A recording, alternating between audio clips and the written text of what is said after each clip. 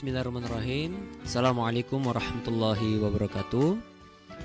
Subhanallah walhamdulillah wa la ilaha illallah wallahu akbar. La hawla wa la quwata illa billahil aliyil azim. Alhamdulillahi rabbil alamin. Wa bihi nasta'in ala umurid dunya waddin. Assalatu wassalamu ala asrafil anbiya'i wal mursalin Sayyidina wa maulana Muhammad wa ala alihi wa sahbihi ajma'in. Qala Allah Ta'ala fil Qur'an Karim, a'udzu billahi minasyaitonir rajim. Bismillahirrahmanirrahim. Fi qulubihim maradun fazadahumullahu marada wa lahum 'adzabun alimun bima kanu yakdzibun. Dipancar luaskan langsung dari Jalan Jenderal Sudirman nomor 1, Kompleks Masjid Darussalam Sangatta Utara Kabupaten Kuta Timur.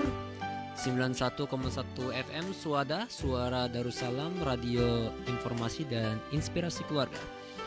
Ya, alhamdulillah kita berjumpa lagi di Inspirasi Sore bersama saya tentunya Zuka di sini yang akan membahas tentang buku Tazkiyatun Nafs yang dikarang ataupun yang sudah dirumuskan disusun oleh Dr. Ahmad Farid berdasarkan daripada pendapat dari 3 ulama besar yaitu Ibnu Rajab Al-Hambali, Ibnu Qayyim Al-Jauziyah dan juga Imam Al-Ghazali tentunya. Di pertemuan berapa hari yang lalu ya, mengganti jadwal pekan lalu di hari Rabu, kita sudah membahas terkait dengan bab hati part pertama yang mengenalkan 3 jenis hati. Ada hati yang sehat, hati yang mati, dan hati yang sakit. Tapi di bab ini tentunya kita mengupas lebih tuntas ataupun lebih banyak terkait dengan hati yang sakit. Karena hati yang sakit itu ada obatnya. Asyifa Al-Quran tadi ya, yang kami singgung di pertemuan sebelumnya bahwasanya Al-Quran itu sebagai asyifa. Membacanya saja itu sudah menenangkan jiwa, dan orang yang gangguan mental itu sebenarnya tidak perlu ke psikolog bayar. Ya, astagfirullah ya. Sebenarnya tidak perlu sebenarnya ya. Cukup dengan sholat sebenarnya. Jadi saya sampaikan ke anak-anak yang bertanya ketika saya sampaikan materi gangguan mental, selalu saya titik beratkan bahwasanya silakan kalau tidak sanggup ke psikolog, sholat baca Quran, insya Allah tenang. Tapi ya memang kita perlu kadang ke psikolog itu juga kalau misalkan butuh bantuan ya. Jadi memang saya selalu menyarankan yang pertama itu adalah ruqyah diri sendiri. Bagaimana caranya ya, baca Al-Quran, kemudian juga dengan sholat. Kalau memang tidak bisa juga dalam 17 kali kita sholat, 17 kali rakaat itu dalam 5 kali sholat dalam sehari. Kalaupun tidak bisa ya kita perlu pertolongan orang lain. Contohnya kalau gangguan mental ya silahkan ke psikolog. Makanya saya selalu sampaikan seperti itu kepada anak-anak. Oke, kita masuk ke part kedua pembahasan tentang hati, yaitu di subbab penyebab sakitnya hati. Musibah yang menimpa dan menyebabkan sakitnya hati itu ada 2. Yang pertama, musibah syahwat yang merusak niat dan iradah, dan musibah syubhat yang merusak ilmu dan i'tiqad atau akidah kita. Rasulullah SAW bersabda, musibah atau fitnah itu masuk ke dalam hati seperti diamnya tikar, sehelai demi sehelai. Hati manapun yang menerimanya akan tertitiklah pada setitik noda hitam. Hati manapun yang menolaknya akan tertitiklah pada setitiknya cahaya putih. Akhirnya hati akan terbagi menjadi 2. Hati yang hitam legam, cekung seperti gayung yang terbalik, tidak mengenal kebaikan, tidak pula mengingkari kemungkaran selain yang dikehendaki oleh hawa nafsunya. Dan hati yang putih bercahaya yang tidak akan tertimpa mudarat fitnah selama langit dan bumi masih ada. Hadis riwayat Muslim. Rasulullah SAW mengelompokkan hati menjadi 2 ketika tertimpa sebuah musibah fitnah. Yang pertama, kelompok hati yang selalu menyerapnya seperti bunga karang yang selalu menyerap air, maka tertitiklah padanya setitik noda hitam. Demikian seterusnya sehingga hati itu menjadi hitam dan terbalik. Ini yang dimaksud dengan tamsil beliau, seperti gayung yang terbalik. Jika telah hitam dan terbalik, maka akan datanglah 2 penyakit yang sangat berbahaya yang akan mengantarkan ke jurang kehancuran. Yang pertama, tercampur aduknya kebaikan dengan kemungkaran sehingga ia tidak lagi mengenalinya. Bahkan mungkin ia akan dikuasai oleh penyakit ini sehingga ia melayani kemungkaran sebagai suatu kebaikan, kebaikan sebagai suatu kemungkaran, sunnah sebagai bid'ah, bid'ah sebagai sunnah, kebenaran sebagai kebatilan, dan kebatilan sebagai kebenaran. Kemudian yang kedua, menjadikan hawa nafsu sebagai hakim, pemimpin dan panutan dengan meninggalkan semua yang dibawa oleh Rasulullah Sallallahu Alaihi Wasallam. Kemudian kelompok hati yang kedua yang dimaksud oleh Rasulullah adalah hati putih yang bercahaya dengan cahaya iman. Jika musibah fitnah datang, ia pun mengingkari dan menolaknya, sehingga ia pun menjadi semakin bersinar. Sekarang kita masuk ke 4 racun hati. Ketahuilah setiap kemaksiatan adalah racun bagi hati. Ia menjadi penyebab sakit dan kehancuran daripada hati, memalingkan iradahnya dari iradah Allah Subhanahu wa taala dan menambah parah penyakit di dalam hatinya tersebut. Abdullah bin Mubarak berkata bahwasanya ra'aitu dzunuba tumitul qalba wa qad yuri dzulla idmanuha wa tarku dzunubi hayatul qalbi wa khairul li nafsika isyanuha. Kulihat dosa-dosa itu mematikan hati, membiasakannya mengakibatkan kehinaan, meninggalkannya adalah kehidupan bagi hati, selalu menjauhinya adalah yang terbaik bagi Anda.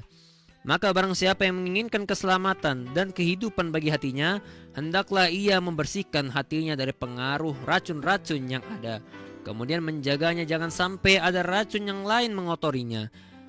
Adapun jika tanpa sengaja ia mengambil salah satunya, maka ia harus segera untuk membuangnya dan menghapusnya, dan juga bertaubat, beristighfar, dan mengerjakan amal soleh yang dapat menghapus kesalahan sehingga bisa membuat hati kita teracun.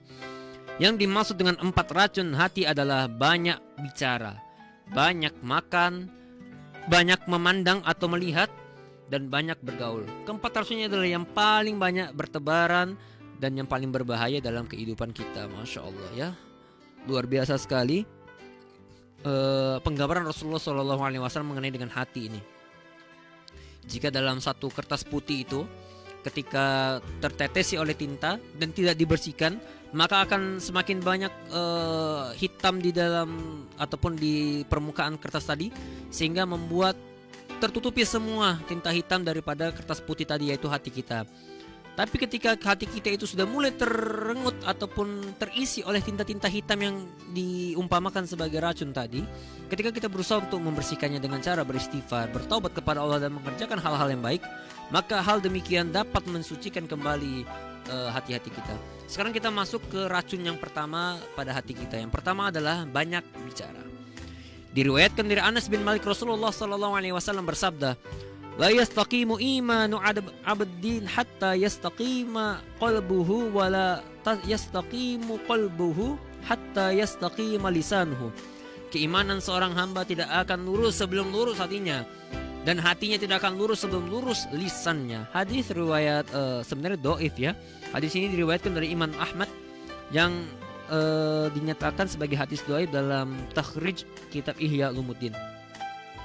Ya, maksud hadis ini walaupun dia dhaif, tapi kalau dia menyampaikan sesuatu yang bernilai bermanfaat dan juga memberikan kita fungsi yang baik dalam kehidupan, maka tentu itu masih diperkenankan. Rasulullah SAW menjadikan lurusnya hati sebagai syarat lurusnya sebuah iman, dan menjadikan lurusnya lisan sebagai syarat bagi lurusnya sebuah hati. Nah itu ya, saya sampaikan kepada anak-anak itu bahwasanya perlu kita menjaga lisan kita dimanapun dan kapan, karena lisan itu adalah cerminan dari sebuah hati. Betapa banyak sekarang kita, Masya Allah, lisannya anak-anak itu ya sangat terkontaminasi oleh berbagai macam hal yang kurang baik, terutama dari media sosial, mulai dari umpatan-umpatan, kata-kata yang tidak pantas untuk diucapkan oleh anak-anak usia remaja. Itu semuanya tanpa filter, dan mereka tanpa sadar itu terkontaminasi, sehingga apa, menjadi terbiasa, dan seperti yang kami sampaikan di sebelumnya, ternormalisasikan bahasa-bahasa lisan itu yang sangat-sangat jauh dari kata adab sebenarnya ya. Diriwayatkan pula dari Abdullah bin Umar radhiyallahu anhu secara marfu bahwa ia berkata, janganlah kalian berbanyak kata selain zikrullah atau berzikir kepada Allah, mengingat Allah. Sesungguhnya hal itu akan menjadi kerasnya hati, dan manusia yang paling jauh dari Allah adalah pemilik hati yang keras. Hadis dhaif juga dari At-Tirmidzi. Kemudian dari Umar bin Khattab radhiyallahu anhu berkata, barang siapa banyak bicara, maka banyak kekeliruannya. Barang siapa banyak kekeliruannya, maka banyak dosanya. Dan barang siapa banyak dosanya, maka neraka adalah tempat yang pantas baginya. Ya Masya Allah ya, dari hadis riwayat Ibnu Hibban ya, walaupun tetap dalam golongan yang doif. Ya kita bahas dulu sedikit ya. Maksudnya banyak bicara di sini adalah banyak bicara yang tidak bermanfaat, yang itu bisa memicu petaka kekeliruan atau kesalahan atau fitnah bahkan. Dan orang yang banyak kekeliruan atau banyak fitnahnya tadi banyak dosanya. Dan orang yang banyak dosanya tadi memang secara naluriah kita ataupun secara akal yang logikanya lurus ya tempatnya adalah neraka. Karena memang terlalu banyak dosa itu kalau tidak diimbangi ataupun tidak dikalahkan dengan pahala yang banyak, maka otomatis akan masuk ke dalam neraka. Kepada Mu'adz bin Jabal radhiyallahu anhu, Rasulullah sallallahu alaihi wasallam bertanya, "Maukah kamu aku beritahukan kunci dari semua kunci itu?" Kemudian Mu'adz menjawab, "Tentu wahai Rasulullah." Lalu Rasulullah memegang lidahnya dan berkata, "Peliharalah lidah ini." Peliharalah. Aku pun bertanya, ataupun Mu'adz bertanya ya, "Wahai Nabi Allah, benarkah kita akan disiksa karena pembicaraan kita?" Kemudian Rasulullah menjawab, "Ibumu kehilanganmu, Mu'adz. Bukankah manusia itu diseret ke neraka pada wajah-wajah mereka atau hidung-hidung mereka hanya disebabkan oleh buah perkataan mereka?" Yang maksud dengan buah perkataan adalah balasan atas perkataan yang haram dan yang berbagai akibatnya. Dengan berbicara dan beramal, seseorang itu telah menanamkan kebaikan atau keburukan. Di hari kiamat nanti atau di yaumil akhir, ia akan menuai buah-buahnya tadi. Barang siapa menanam kebaikan, ia akan menuai karamah atau kebaikan lah. Dan barang siapa yang menanam keburukan, ia akan menuai penyesalan di kemudian hari. Jadi itu tadi bahwasannya saking luar biasanya peringatan dari Rasulullah Shallallahu Alaihi Wasallam, bahwasannya lisan itu bisa menentukan kita juga masuk surga atau neraka. Bahwasanya lisan itu juga yang tadi sudah kami sampaikan mencerminkan hati kita. Kalau hati kita suci, maka lisan yang keluar pun juga akan yang baik-baik saja. Abu Hurairah radhiyallahu anhu meriwayatkan bahwasanya yang paling banyak menjerumuskan manusia ke neraka adalah dua lubang, yaitu yang pertama dari mulut ya atau lisan itu, atau yang kedua kemaluan.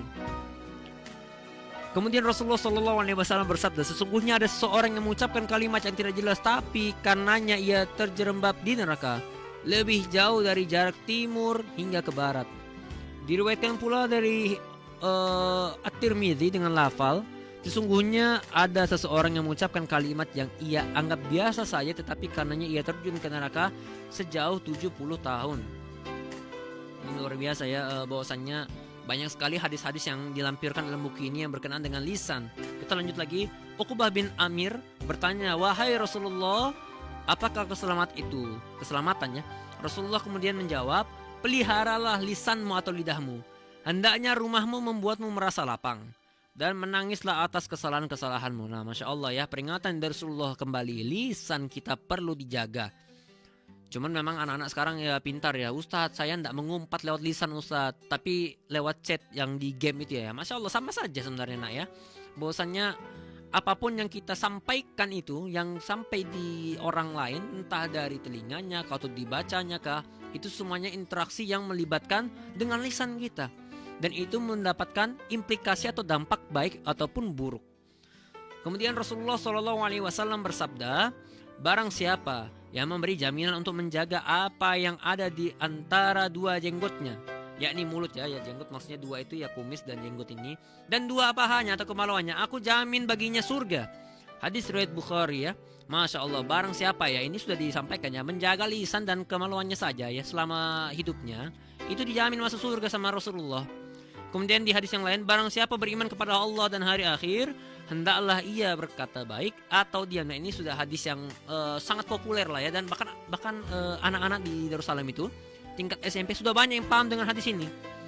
Ketika ditanya apa hadis tentang menjaga lisan, semuanya menjawab yang hadis yang ini tadi, berkata baik atau diam Ustadz. Nah, itu sudah paham sebenarnya ya, tinggal prakteknya saja yang perlu kita lebih gencarkan lagi.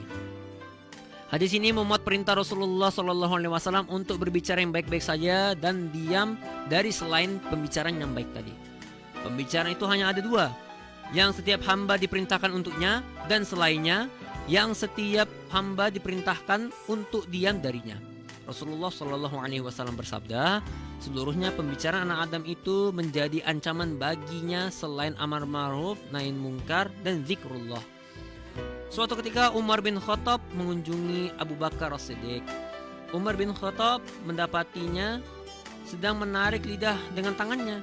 Kemudian Umar bertanya, "Apa yang kau lakukan wahai Abu Bakar? Semoga Allah mengampunimu." Abu Bakar kemudian menjawab, "Inilah benda yang akan menjerumuskanku ke neraka. La haula wala quwata illa billah." Ini masuk daripada hadis Hasan ya.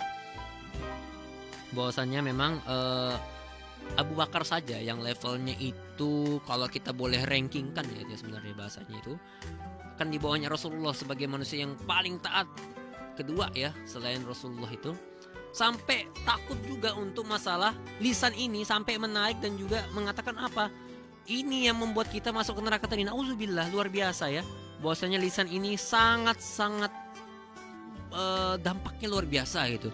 Padahal kalau kita secara fisik ini kan lembek sekali ya lisan itu ya.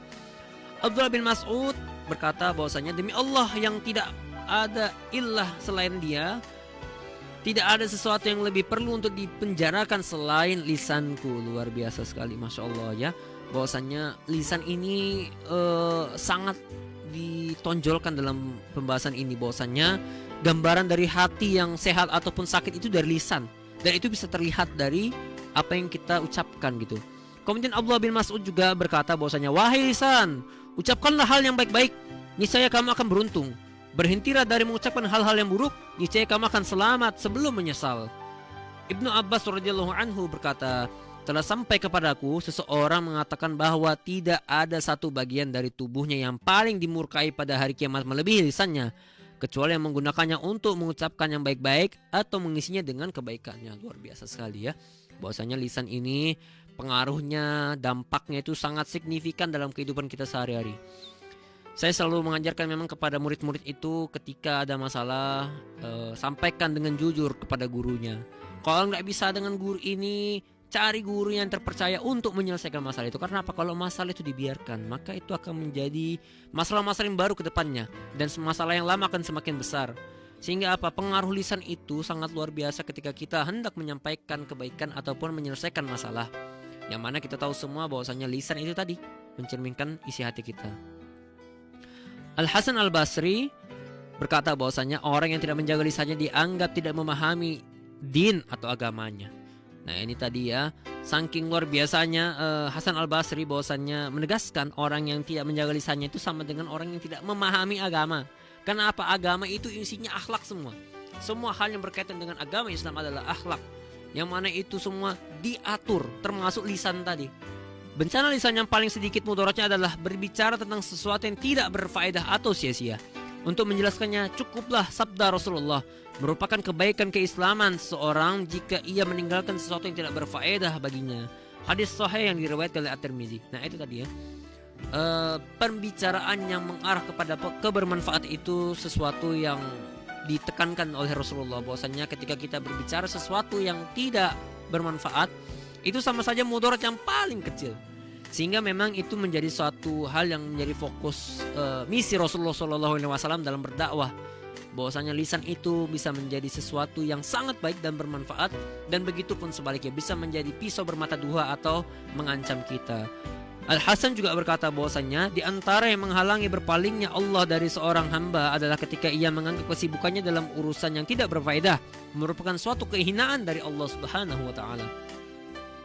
Sahal berkata bahwasanya barang siapa berbicara tentang sesuatu yang tidak berguna baginya, ia akan terhalang dari kejujuran. Nah ini luar biasa sekali ya, bahwasanya yang tidak bermanfaat yang kita ucapkan saja itu bisa tidak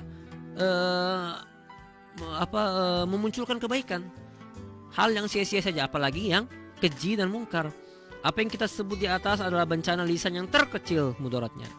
Lalu bagaimana dengan ghibah, namimah, kata-kata yang batil dan keji, kata-kata kasar, kata-kata yang mengandung dua makna atau yang abu-abu tadi, yang tidak jelas ininya maknanya, perdebatan, pengaduan, nyanyian, kedustaan atau kebohongan, menyanjung-nyanjung secara berlebihan, mengolok-olok, menghina, kekeliruan dalam berbicara dan yang lain-lain, termasuk bullying di antara anak-anak, yang semuanya adalah bencana yang menimpa lisan seorang hamba untuk seterusnya merusak hati dan juga menghilangkan kebahagiaan dan kesenangan yang ia rasakan di dunia dan menghilangkan keberuntungan dan kemenangan di akhirat. Allahu a'lam bishawab. Jadi itu tadi bab yang pertama terkait dengan lisan sebagai racun hati. Ketika kita berbanyak berbicara yang sia-sia saja, yang tidak ada manfaatnya, itu akan tergolong sebagai mudarat yang kecil. Apalagi tadi sudah disebutkan di buku ini. Bagaimana dengan ghibah? Bagaimana dengan fitnah, namimah, kata-kata mohon maaf toksik ya di kalangan Gen Z ke bawah itu semua kan sesuatu hal yang batil dan menggambarkan isi hati kita, bahwasanya hati kita seperti ini. Justru itu yang menjadi tantangan bagi guru-guru saat ini ya, bahwasanya lisan itu sebagai salah satu fokus bagi kita semua, bahwasannya memang paparan HP ini ya, kembali lagi selalu saya di dalam pertemuan itu menyinggungnya, HP ini pengaruhnya sangat luar biasa. Ada 4 pengaruh dalam kehidupan kepribadian anak-anak. Yang pertama orang tua, yang kedua teman sebaya, yang ketiga guru, yang keempat HP ya. Yang keempat HP, karena HP ini juga membentuk kepribadian. Karena apa? Interaksinya. Bahwasanya kita ketahui bersama bahwa HP itu, apalagi kalau anak-anak, mohon maaf ya, anak-anak yang sudah full time, yang dikasih langsung sama orang tuanya HP, itu akan mempengaruhi kepribadiannya dan hatinya juga secara tidak langsung. Karena apa? Sayang sebenarnya kalau anak-anak di bawah 15-16 tahun itu sudah full time pakai HP untuk hal-hal yang tidak bermanfaat ya. Scrolling yang isinya memang kurang jelas, apalagi yang tidak bermanfaat. Scrolling HP yang berjam-jam itu yang menyita waktu, sehingga kita tidak mendapatkan manfaat di dalamnya, itu akan menjadi sesuatu mudarat juga. Kemudian kita masuk ke racun hati yang kedua, yaitu banyak makan. Sedikit makan dapat melembutkan hati, menguatkan daya pikir, membuka diri, serta melemahkan hawa nafsu dan sifat amarah dalam diri kita. Sedangkan banyak makan akan mengakibatkan kebalikannya ya. Kebalikannya dia tadi melemahkan daya pikir kita, menutup diri, kemudian mengeraskan hati dan menguatkan hawa nafsu itu kalau kita kebanyakan makan. Makanya saya sampaikan kepada anak-anak itu, kalau jam makan siang secukupnya saja. Tidak juga terlalu sedikit, tapi jangan juga sampai banyak, sampai mohon maaf ya, kadang beberapa kali itu ngambil makan makanan punya temannya, sehingga memang makanannya berlebihan itu bisa menyebabkan hati kita keras dan juga lebih cenderung malasnya sebenarnya ya. Karena kalau dalam secara medis itu kebanyakan makan karbo itu, terutama masih di pagi hari makan karbo, itu akan menyebabkan ngantuk. Miqdam bin Mat Yakrib berkata bahwasanya aku mendengar Rasulullah SAW bersabda ya, tidak ada bejana yang diisi oleh anak Adam yang lebih buruk daripada mengisi perutnya. Cukuplah bagi anak Adam beberapa suap makan untuk menegakkan tulang punggungnya. Jika tidak bisa, maka sepertiga dari perutnya hendak diisi untuk makanannya, sepertiga untuk minumannya, dan sepertiga tadi untuk udara bernafasnya. Hadis sahih ya, diriwayatkan dari Imam Ahmad. Berlebihan makan dapat mengakibatkan banyak hal yang buruk. Ia akan menggerakkan anggota tubuh untuk melakukan berbagai kemaksiatan dan serta menjadikan tubuh tadi merasa berat untuk berbuat taat dan beribadah kepada Allah Subhanahu wa taala. Dua hal ini pun sudah cukup bagi sebagai suatu tanda yang buruk bagi kita ya. Bahwasannya kalau orang ya itu tadi ya, kalau mungkin kita singgung ke ibadah yang lain seperti puasa itu, kenapa memang saat kita baru buka puasa jangan terlalu banyak, dikhawatirkan secara medis itu kurang baik ya.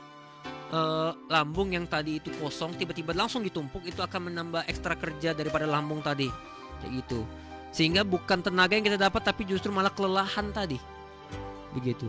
Beberapa banyak kemaksiatan yang bermula dari keadaan kenyang yang berlebihan dalam makan. Berapa banyak pula ketaatan dalam keadaan sebaliknya. Maka barang siapa bisa menjaga keburukan perutnya, ia telah menjaga diri dari keburukan yang lebih besar. Pun setan lebih terampil memperdaya manusia ketika perutnya dipenuhi dengan makanan. Karenanya dalam sebuah atsar disampaikan, persempitlah jalan setan dengan puasa. Walaupun di sini dikatakan bahwasannya termasuk golongan hadis dhaif, tapi maknanya itu yang perlu kita sampaikan, bahwasannya puasa tadi itu memang mencegah sesuatu yang buruk. Makanya tadi disampaikan bahwasannya sedikit makan tadi itu melemahkan hawa nafsu. Karena apa? Tadi sudah lemes, sehingga kita mau berbuat sesuatu yang maksiat itu merasa persentasenya lebih berkurang, potensinya itu lebih kurang begitu. Sebagian salaf berkata bahwasanya sebagian pemuda Bani Israel berta'abbud, berpuasa sambil berkhalwat ya. Bila datang masa berbuka, seorang dari mereka berkata, janganlah makan banyak-banyak sehingga minum kalian pun banyak, lalu tidur kalian juga banyak, akhirnya kalian banyak ruginya. Seringkali Rasulullah SAW dan para sahabat berada dalam keadaan yang lapar. Walaupun itu memang karena tidak adanya makanan, tetapi bukankah Allah Subhanahu wa Ta'ala hanya memilihkan keadaan yang terbaik bagi Rasulnya? Itulah sebabnya Ibnu Umar berusaha untuk menyerupai Rasulullah walaupun dia mampu untuk makan apa saja, karena Ibnu Umar itu kan termasuk golongan sahabat yang kaya ya. Demikian pula dengan ayahnya. Aisyah radhiyallahu anha meriwayatkan sejak masuk Madinah, keluarga Rasulullah Shallallahu alaihi wasallam belum pernah merasakan yang oleh roti gandum selama 3 hari berturut sampai beliau wafat ya. Ibrahim bin Adam berkata bahwasanya barang siapa memelihara perutnya akan terpeliharalah dirinya, dinnya atau agamanya. Barang siapa mampu menguasai rasa laparnya akan memiliki akhlak yang baik. Sesungguhnya kemaksiatan kepada Allah itu jauh dari seseorang yang lapar dan dekat dari seseorang yang kenyang. Nah, Masya Allah ya. Urusan 2 tadi ini, banyak makan, banyak ngomong, itu semua dari mulut. Mulut kan kita makan dari awalnya dari mulut kita makan itu. Sehingga apa? Ketika kita banyak makan, banyak bicara, itu mengotori hati kita. Kalau lisan tadi banyak berbicara, bisa jadi hal-hal yang kita bicarakan tidak bermanfaat dan juga itu mengandung unsur maksiat. Kalau banyak makan itu bisa meningkatkan potensi kita berbuat maksiat yang lain. Contoh misalkan malas belajar, ketika anak-anak itu saya sampaikan jangan terlalu banyak makan nak, karena nanti bikin ngantuk. Kalau kamu ngantuk gak fokus belajar. Kalau gak fokus belajar gak dapat ilmunya. Kalau gak dapat ilmunya sia-sia 8 jam di sekolah. Sangat disayangkan. Sehingga apa? Menjaga pola makan itu salah satu bentuk daripada keteladanan kita kepada Rasulullah. Kenapa? Rasulullah tadi disampaikan di sini bahwasanya Allah itu hanya memilihkan keadaan yang terbaik bagi Rasulnya. Dan Rasulullah memilih jalan yang sederhana dalam beraktivitas ataupun gaya hidupnya. Beliau itu sebenarnya bisa saja dikasih sama Allah harta yang tajam melintir banyak gitu ya, tapi beliau menegaskan bahwasanya ingin berkehidupan yang sederhana. Karena apa? Menjadi panutan bagi umatnya, dan bahwasanya itu memberikan begitu banyak manfaat bagi umatnya juga. Oke sahabat swada yang dirahmati oleh Allah Subhanahu wa Ta'ala, mungkin kita cukupkan dulu pembahasan terkait dengan penyebab hati, yang dimana di situ banyak sekali ya penyebab hati, dan ada 4 racun hati di buku ini yang sekiranya itu menjadi sumber utama daripada penyakit hati. Tadi sudah kami bahas, yang pertama adalah banyak bicara ya, lisan itu sebagai salah satu sumber daripada racun hati, yang mana kalau itu dibiarkan maka akan memicu penyakit-penyakit yang lain. Kemudian yang kedua adalah banyak makan. Seperti yang kami sampaikan tadi bahwasannya banyak makan itu memunculkan potensi-potensi maksiat yang lebih besar daripada kita dalam keadaan yang lapar. Sehingga memang perlu kita mawas diri, apakah kehidupan kita ini sudah kita coba usahakan seideal mungkin sesuai dengan tuntunan Rasulullah. Seperti tadi dalam hadis yang disebutkan dari Miqdam bahwasannya sepertiga ruang dari perut kita itu diisi dengan air, sepertiganya diisi dengan makanan, dan sepertiganya diisi dengan udara. Dan itu menjadi salah satu bentuk ideal kita dalam mengamalkan ibadah, yang mana makan itu sebagai penopang kita untuk beribadah kepada Allah Subhanahu wa Ta'ala.